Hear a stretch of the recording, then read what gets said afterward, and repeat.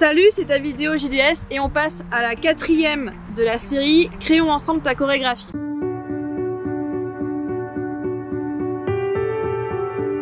Donc normalement tu as eu 2 semaines pour faire la 3e étape et la plus complexe. Alors je sais pas si tu as eu un peu de mal ou quoi, mais j'ose espérer que ça t'a demandé pas mal de travail. Normalement tu es arrivé à faire la structure complète de ta chorégraphie. Donc on va voir la dernière étape. Comme tu as pu le voir dans le titre, la dernière étape c'est le perfectionnement technique et le nettoyage. Dans cette étape, ça va être plus d'aller chercher plus loin que uniquement la création d'une chorégraphie. C'est bien de créer une chorégraphie, ça y est, tu l'as faite, t'as la structure, t'as les plans techniques, t'as tout ça. Maintenant, il faut que ça soit bon, que ça soit joli, il faut que ce soit esthétique, il faut que ça te plaise. Et peut-être là, tu dis, ouais, ça me plaît pas trop pour le moment. Donc, on va voir ensemble comment faire. Première étape, c'est le nettoyage. C'est simple, tu te filmes en train de faire ta chorégraphie, donc en entière. Une seule fois, ça suffit. Tu mets ta vidéo sur ton PC, un écran assez large pour pouvoir bien voir tous les détails. Et de manière très analytique, attention, toujours pas dans l'émotion, pas de jugement parce que ça ne fonctionne pas. De manière très neutre, tu vas noter minute par minute. Donc, tu mets le nombre de secondes, etc. sur ton petit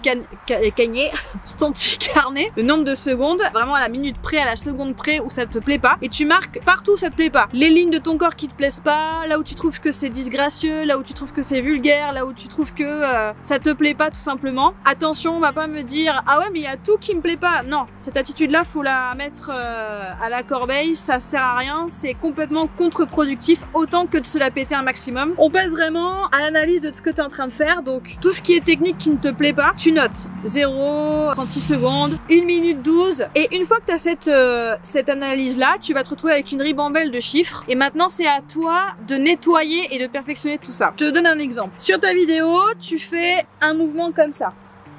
Tac, tac. Donc dans ta tête, quand tu l'as fait, quand tu l'as improvisé, quand tu l'as appris, quand tu l'as posé dans ta chorégraphie, ça donnait un truc tout autre que ce que tu es en train de voir. C'est-à-dire que tu vas te dire c'est pas beau. Et par exemple, tu vas le faire un peu comme ça.